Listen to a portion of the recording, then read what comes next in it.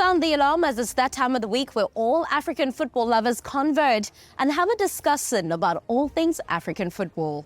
My name is Itumeleng Khosikgadi, and in this episode of Fut-Afrique, we talk about 7 out of the 8 teams that will be competing in the inaugural edition of the African Football League. Now, these teams are also vying for position in the final 16 of the CAF Champions League. We relive all the action that took place at the 32nd edition of the CAF Super Cup out in Saudi Arabia. It is USM Alger that came out victorious, something that a lot of football fans did not see coming. And then we also wrap up by talking all things women's football. The CAF Women's Champions League is upon us. It's all going to be taking place from the 5th to the 19th of November out in Cote d'Ivoire. And so we give you a better understanding as to who the final 8 teams are. That and so much more is coming up right here on the show. So buckle up and welcome to it. This is Fut-Afrique.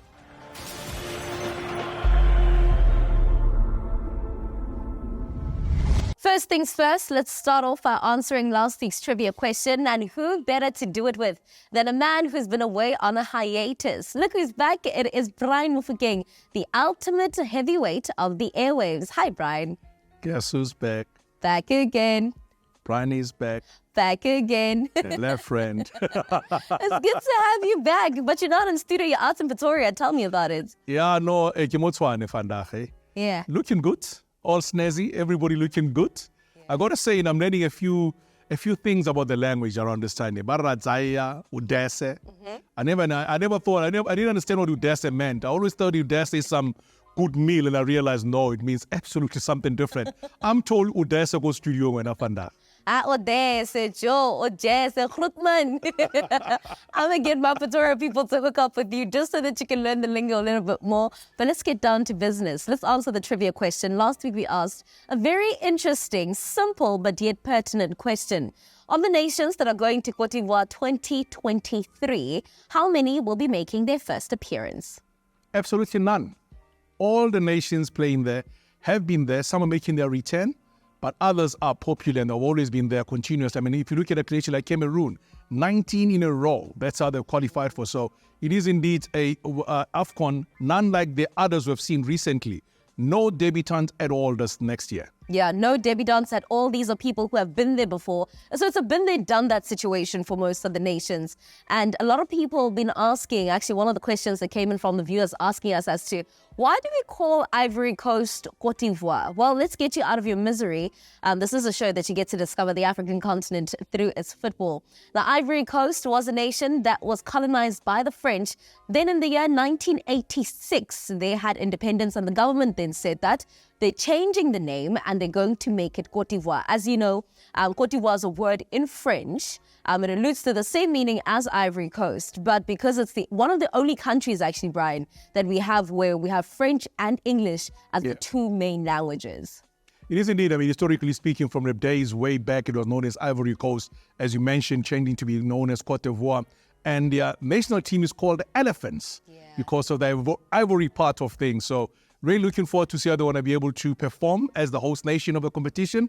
I tell you, things have changed a lot in recent years as well, football-wise. Yeah, absolutely. That ivory part being the tusks of the elephants. That's last week's trivia question. So you too get to test your African football knowledge with us. What you need to do is make sure that you jump onto the fun this week. We have another question, and it's fairly simple. We're asking you about the CAF Super Cup. The 32nd edition took place out in Saudi Arabia. It was Al Ahly up against USM Alger. USM Alger coming out victorious. This is the first time that they've won it, but they weren't the first nation from Algeria to win that competition.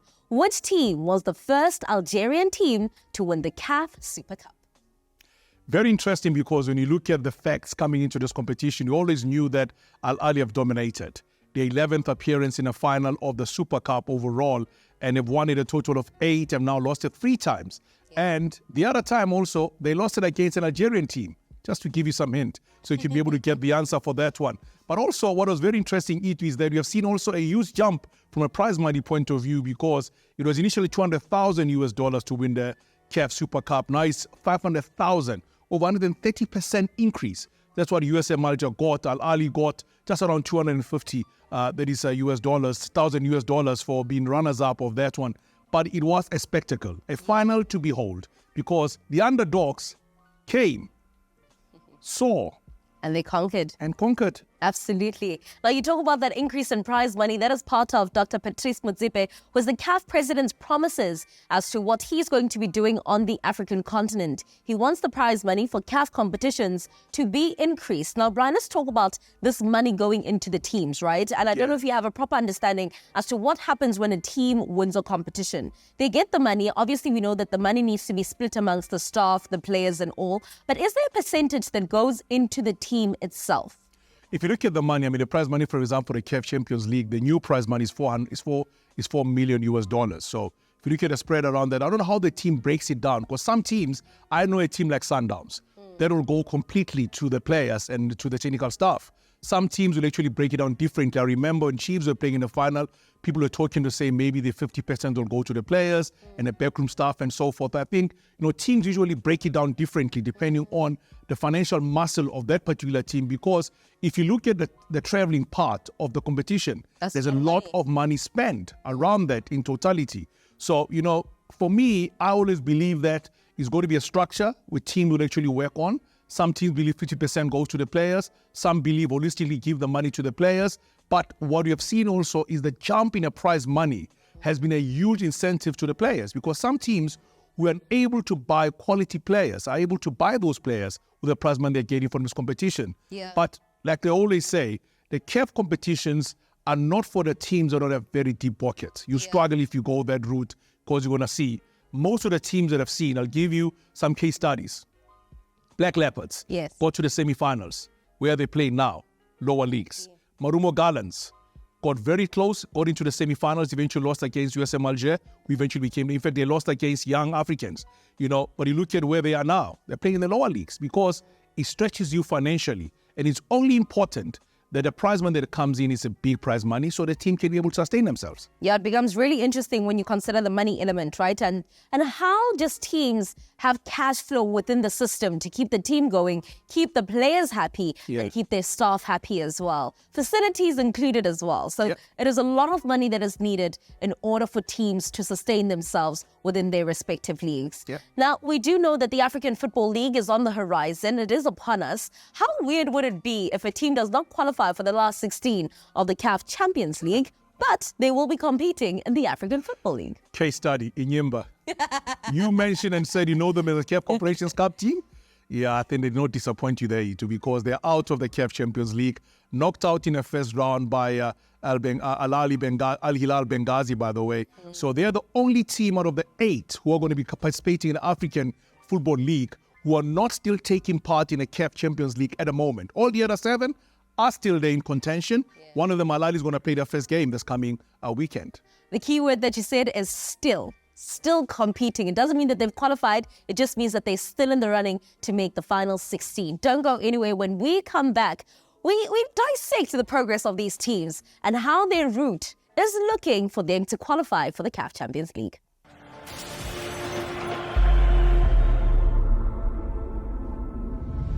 Welcome back. You're still watching Fut-Afrique, your hub of all things African football. We are talking about the teams that are competing in the CAF Champions League preliminary round and will also be competing in the African Football League. Now, Brian, we did say the key word before the break was still. Still in contention to make it into the final 16. Let's talk about Mamelodi Sundowns and Bumamuru from Burundi. Mamelodi Sundowns, a team that a lot of South Africans were really upset, or should I say the game rather. A lot of South Africans were upset because they didn't get to see that one. It wasn't televised for us. But they managed to secure that 4-0 victory. Ribeiro once again was the key player for them. Got a penalty, scored a second goal as well. Lisiba Nku found the back of the net for Sundowns as well. So it was more what everybody expected, The team from Burundi played a game in Tanzania. That's where they played Sundowns, and Sundowns won the game 4-0. It was the only game that was played on a Friday. If you look at about those particular 7 teams we're talking about, we're going to participate in African Football League. So Sundowns doing their job away. The second leg coming up next week. One would just say probably just wrapping things up and getting to the group stages of the competition. Well, getting into the group stages, remember the last time and the only time that they won the CAF Champions League was back in the year 2016. Why hasn't Mamelodi Sundowns been strong enough to win the Champions League? But also, moving into the African Football League, what is it that they bring to the table? If you look at the way the sort of run they're having at the moment, I mean, we're talking and thinking about the stats, the number game of Sundowns at the moment. They played a game on a Wednesday night where they won against Orlando Pirates by 1-0, therefore equaling a record that was held by Kaizer Chiefs from 2014 of a team that has gone over 2 years, or a year span more or less to speak, having gone 31 matches without a loss. And that is another great record for Sundowns. If you compare the two, you realize that Sundowns have won 25 of those matches and only 6 drawn matches in that record that they managed to be able to achieve. On top of that, they have now gone 7 league matches in a row in SA. This season alone, without a loss, they just won behind the record held by Kaizer Chiefs at the moment in that bracket. But holistically also, you go and stretch that further into other competitions as well. They are now in the semi-final second leg of the MTN 8. They're also looking at the CAF Champions League. So they're literally a team that is dominating everything around them. So given the fact that they've been consistently in the last 8 of the CAF Champions League in the past few years, they do bring a wealth of experience, something very big. If you look at the margin, how they lost their matches in the CAF Champions League in the previous editions, in the quarterfinals, they lost it by away goal rule. In the semi-final last year, away goal rule as well. So it has been those very near, clear chances where they could have probably gotten into the final, were unable to do so. So the experience, what they bring, and how good they are as a team will always be a very marvel to watch when you talk about African football. Well, absolutely. Iminwe Pezulu, right? That's what they do. Yeah. Mamelodi Sundowns, 7 Let's talk about Power Dynamos and Simba. They played it out to a 2-2 draw. I saw this as a Kasafa derby between the two teams. Yeah. One will be bummed that they actually conceded away from home, but the other will be happy that they scored at home. Chama was actually brilliant. They're scoring a brace in that game when Simba eventually got a draw away from home. It's a huge draw for them because remember in this particular run, so the away goal rule will come in handy when they play the second leg, the return leg to play in Tanzania, where Simba are very ruthless when they play their matches in Tanzania because all these teams are looking at is to book their place in the last 16, which is the group stage of a competition. That's where the big money is sitting when you play in the competition overall because getting to the quarters, at least you are nothing less than $1 million. That's what you're going to get. Then you go to the next round, you just keep on looking at the numbers going up and up as you progress in the competition. Yeah. Bertha de Luanda, someone who is constantly in the CAF Champions League, them securing a victory but also conceding away from home while conceding at home. The success of Petro de Luanda, it is what's translated into Angola and football being so successful. Hence, you've seen Angola back in the Africa Cup of Nations because of the number of players they have in the Petro de Luanda team. We're going to talk about one man who was in charge of the team, Gonzalez. I mean, he was the man in charge of the Petro Primeiro de Agosto team from Primeiro de Agosto to become part of the Angolan football national team at youth level to eventually become part of the coach of the senior team itself. The linkage between them and the Portuguese nations is now translating into how they play on the field of play. And it is not surprised that Pedro is once again there. Remember, 2 years ago, they are the ones that knocked Sundowns out of this competition as well. Yeah, a lot of upsets from them, but also we see the legacy and the quality that they've carried through them throughout the years, yeah? It is indeed. I mean, Angolan football is rising every time. They're looking better and better as they go forward. So it's only get better because when they do well, it means Kosafa is becoming richer as they do go forward. Talking about Kosafa, let's talk about the Nyasa Big Bullets. The first time I saw Nyasa, I was just like, because my surname is from Malawi, Banda, and I thought that Nyasa was actually an insult, but absolutely not. It's not. Did you know that? No idea. You had no idea, right? So your link to Malawi comes into play here. Yes. Break it down for us, Itu. So Nyasa is actually not an insult at all. It actually just refers to like a collective of languages. So we can say I don't even know how to explain it to you, Brian. I know people say it's a Nyasa language. Yes. One of the languages that so actually spoken. spoken. A group of people. Yeah. Does that make sense? It does. Yeah. So a collective of people. That's exactly what it is. Well, they lost to TP Mazembe. Let's talk about TP Mazembe from DRC, then going down to the Kasafa region and playing that game. Just how different was it for them as we know that they are from Central Africa? We always expect Mazembe to do well. Yeah. And, for them to win away. But that odd goal is a very important victory for them going forward to see what's going to happen going forward. But also, talking about teams that have done well. I mean, we know that Wydad played a draw. There's been other teams that actually played. But for me, the biggest story for the weekend, Itu, has to go back to Jwaneng Galaxy defeating Orlando Pirates. Morena Ramurebid has done it again. He was the man that defeated Pirates while still coaching Malu Deputy College way back in the days, in the Nedbank Cup. He has done it now this time around when he played against the Buccaneers as a coach of Jwaneng Galaxy. Can he finish the job in South Africa? That's the big question. Well, don't sleep on Jwaneng Galaxy, as you know that they're a team that back in the days has also eliminated the likes of Simba SC from the competition. Yep. So they really are underdogs that when they want to put their heads up, they put them up with pride and they cause an ample amount of upsets. That's where we're going to leave that part of the conversation. Make sure that you go nowhere. We have to talk all things women's football when we come back.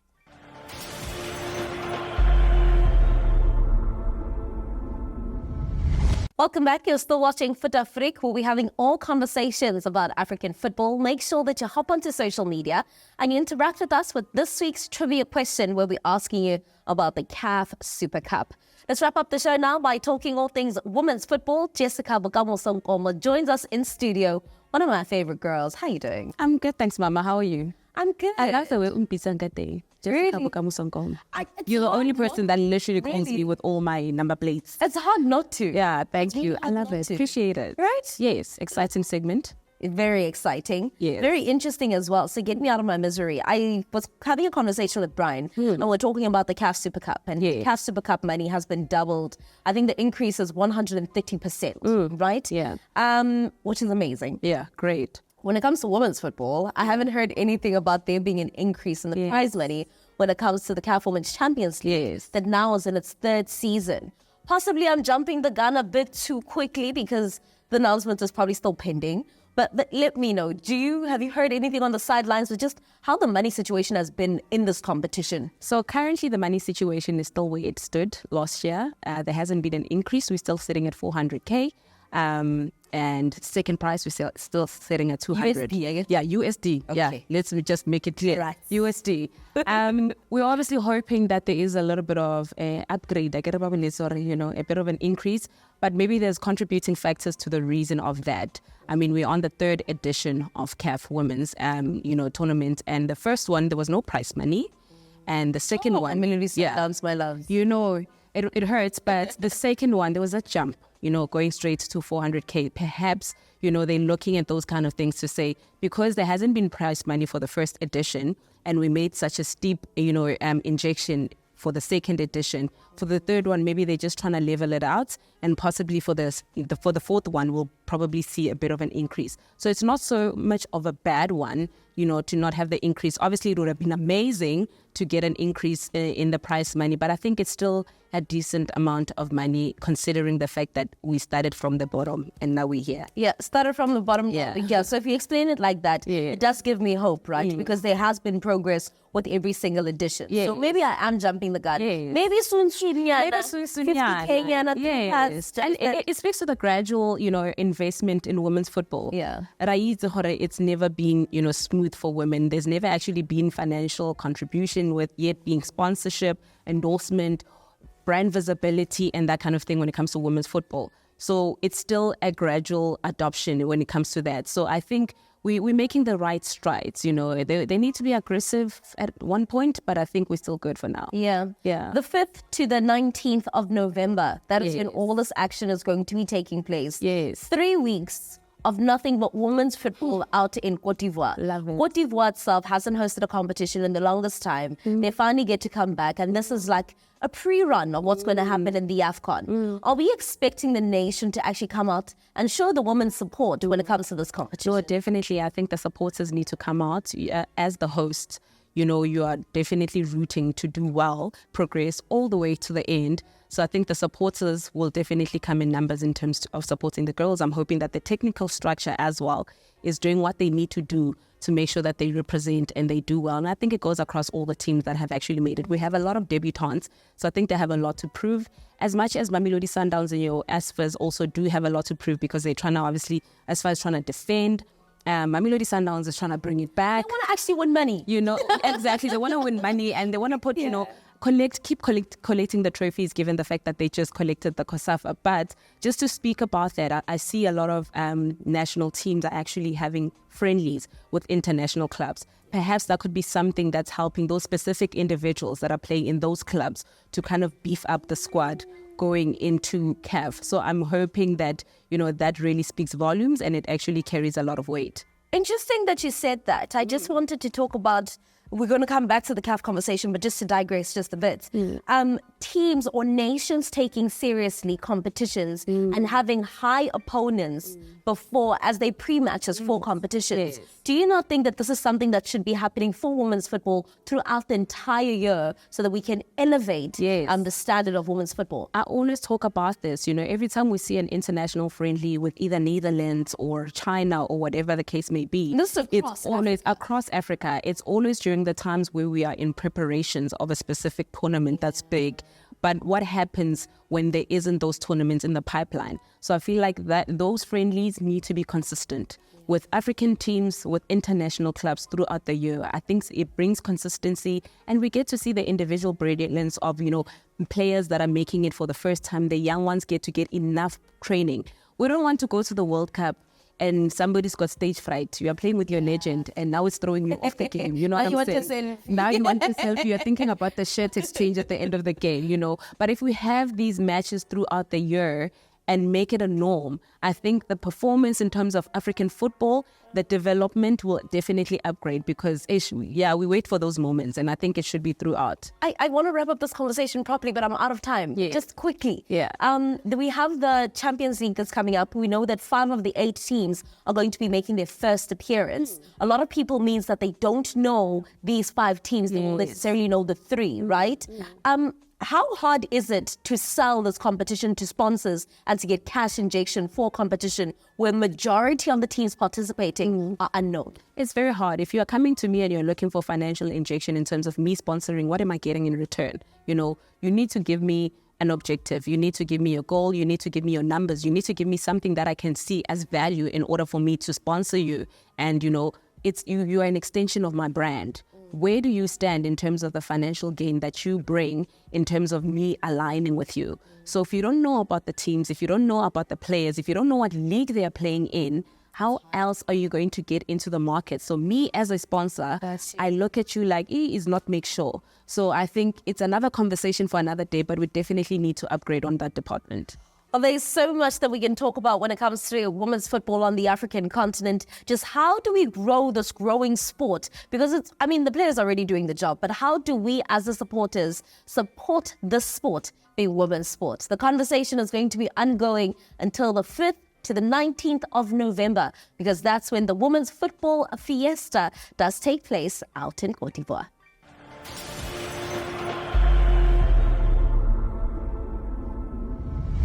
And just like that, that's another edition of Fut-Afrique done, dusted, and in the bag. Next week, when you do join us, we will officially know the 32 teams that make up the CAF Champions League and the CAF Confederation Cup. For now, though, make sure that you interact with us for that trivia question that we asked you. It's fairly simple. We're asking you about the CAF Super Cup, so hop onto social media and share your responses. From myself, Itumeleng Kgosigadi Akabanda, and the rest of the world-class team right here at Fut-Afrique, au revoir.